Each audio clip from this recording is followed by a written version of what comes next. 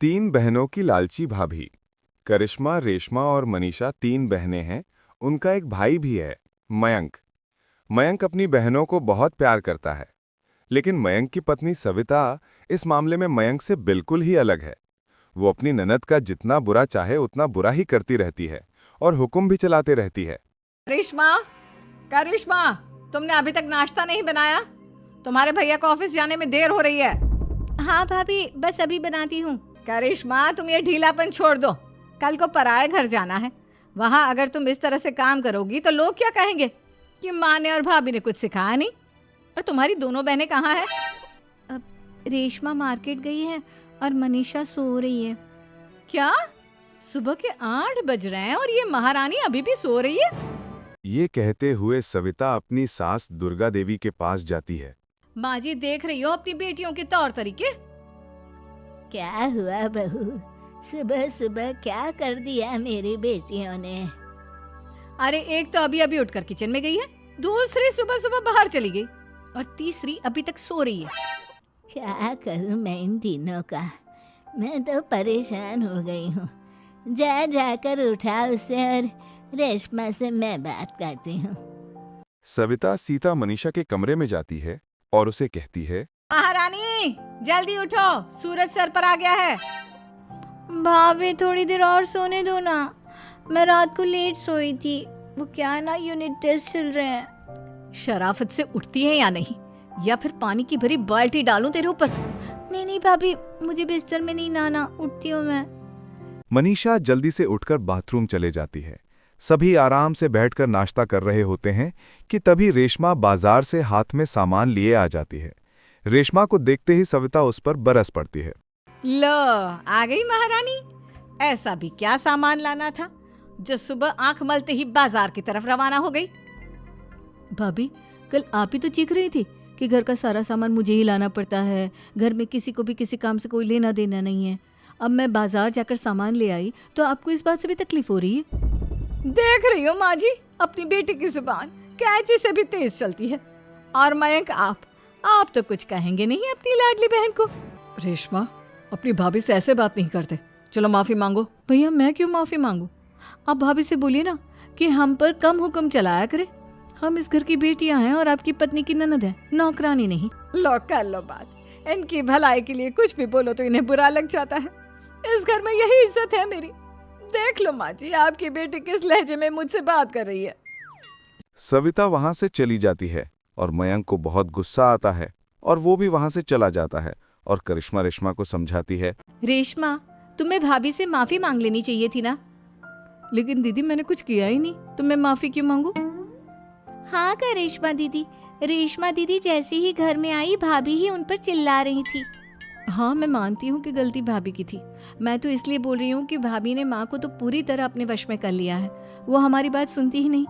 मयंक भैया हमारे लिए हमेशा खड़े रहते हैं, इसलिए उनकी बात का मान तो तुम्हें रखना चाहिए था ना। कोई फायदा नहीं दीदी, कुछ दिनों की बात और है, भाभी उन्हें भी हमारे खिलाफ भड़का देंगी। फिर वो भी माँ की तरह हमारी किसी बात का विश्वास नहीं करेंगे। इसी तरह सविता अपने तीनों ननद को किसी न इसी बात पर परेशान करते रहती थी। एक दिन मयंक अपनी तीनों बहनों के लिए गिफ्ट लाया। करिश्मा, ये तुम्हारे लिए हार का सेट। रेशमा, तुम्हारे लिए सुंदर सी ड्रेस। और मनीषा, तुम्हें किताबें पसंद है ना, तुम्हारे लिए किताबें लाया हूँ।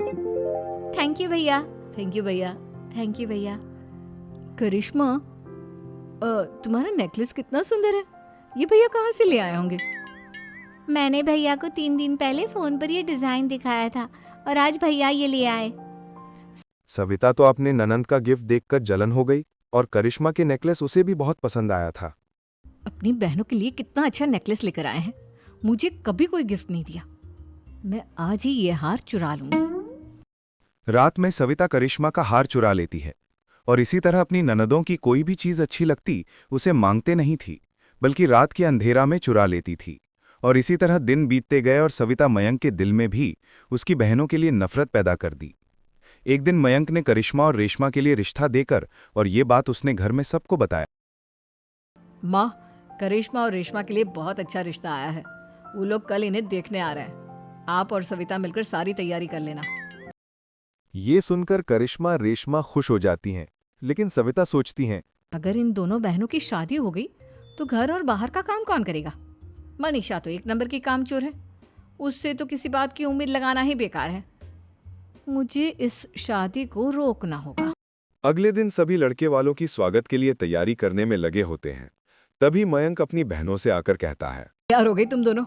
देखो दोनों लड़के बहुत अच्छे हैं, मैं कोई कसर नहीं छोड़ना चाहता, इसलिए तुम उनके सामने अच्छे से बिहेव करना और अपनी भाभी से लड़ने मत लग जाना। करिश्मा, तुम वो नेकलेस पहन लो ना जो मैं तुम्हारे लिए लाया था। भैया मैं बहुत देर से वो नेकलेस ढूंढ रही हूँ, लेकिन मुझे मिल ही नहीं रहा। क्या तुमने नेकलेस खो दिया? तुम्हें पता भी है वो कितना महंगा था? तुम कोई काम ढंग से नहीं कर सकती। मयंक गुस्से में से चला जाता है। थोड़ी देर बाद लड़के वाले भी आ जाते हैं। वह दोनों बहनों को पसंद कर लेते हैं और रिश्ता पक्का हो जाता है। लेकिन सविता के दिमाग में कोई और ही खिचड़ी पक रही थी। वो पंडित जी के पास करिश्मा की कुंडली लेकर जाती है और उन्हें पैसे देकर करिश्मा की कुंडली बदल देती है।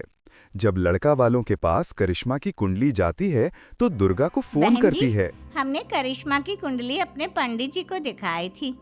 आपकी बेटी की कुंडली नहीं बल्कि दोषों का पिटारा है।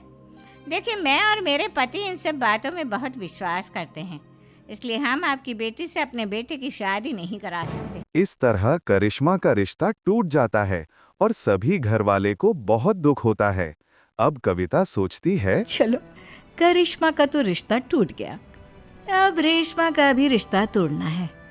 क्या करूं क्या करूं? सविता आवाज बदलकर किसी अननोन नंबर से रेशमा की होने वाली ससुराल में फोन करती है। हेलो, मैं कौन हूँ कौन नहीं ये आपके लिए जानना जरूरी नहीं। बस इतना सुन लो कि रेशमा का 2 साल से किसी के साथ अफेयर चल रहा है। बस रेशमा का रिश्ता तोड़ने के लिए सविता का इतना कहना काफी था। अब रेशमा का भी रिश्ता टूट गया। मयंक और दुर्गा देवी ने रेशमा को खूब हरी खोटी सुनाई और उसे बार बार लड़के के बारे में पूछने लगे। आप दोनों मुझे क्यों परेशान कर रहे हो? अरे कोई लड़का होगा मेरी लाइफ में तो मैं बताऊंगी ना। जब कोई है ही नहीं तो कहाँ से लाऊं मैं कोई लड़का? तो तेरे होने वाले ससुराल वालों को फोन किसने किया था? माँ, मैं नहीं जानती किसने फोन किया था, मैं सच कह रही हूँ। मैं तो पहले ही कह रही थी इसकी लगाम खींच कर रखो, लेकिन मेरी सुनता ही कौन है? आप चुप रहिए भाभी, ये सब आपका ही किया धरा है। अब तीनों बहनों को यकीन हो जाता है कि ऐसी सब भाभी ही कर रही है। तीनों बहनें अपनी भाभी को सबक सिखाने के लिए एक वकील कर लेते हैं और घर में हिस्सा मांगती हैं। माँ बाप की जायदाद में जितना बेटों का हक होता है उतना ही बेटियों का, इसलिए इस घर के 4 हिस्से होंगे और हमें अपना हिस्सा चाहिए। मैंने तुम्हारे लिए क्या क्या नहीं किया और तुम इस घर में हिस्सा मांग रही हो? भैया, आप और माँ हम बहनों की कोई बात नहीं सुनते हो और भाभी हमारी शादी नहीं होने देगी क्योंकि उन्हें लगता है कि आप हमारी शादी में ज्यादा पैसा लगाओगे और उन्हें हम जैसी फ्री की नौकरानी कहाँ मिलेगी। तो हम भाभी के साथ तो रह नहीं सकते, हम बहनों को अपना हिस्सा चाहिए। अरे तुम्हें शर्म आनी चाहिए अपने भाभी पर ऐसा इल्जाम लगाते हुए। वो तुम्हारे बारे में कितना सोचती है। हाँ माँ, भाभी हमारे बारे में बहुत सोचती है। दिन रात बस यही सोचती रहती है कि किस तरह से अपनी तीनों ननदों को परेशान करूं और कभी मुझे पढ़ने भी नहीं देती। दोनों बहनों का रिश्ता भी तो इन्होंने ही तोड़वाया है और रात में हमारे कमरे में आकर हमारी चीजें भी चुराती हैं। इसी तरह सविता के तीनों ननद अपने बात पर अड़ी रहे और कोर्ट में तारीख भी शुरू हो गई। जब सविता को लगा कि अपने तीनों ननद आसानी से मानने वाले नहीं हैं, तब अपनी सास और पति को सब सच्चाई बता दिए और अपनी तीनों ननद से माफी मांगी। मयंक और दुर्गा को भी अपनी गलती का एहसास हुआ। अब सविता खोत, करिश्मा और रेशमा के लिए अच्छा रिश्ता ढूंढती है और उनकी शादी करवाती है।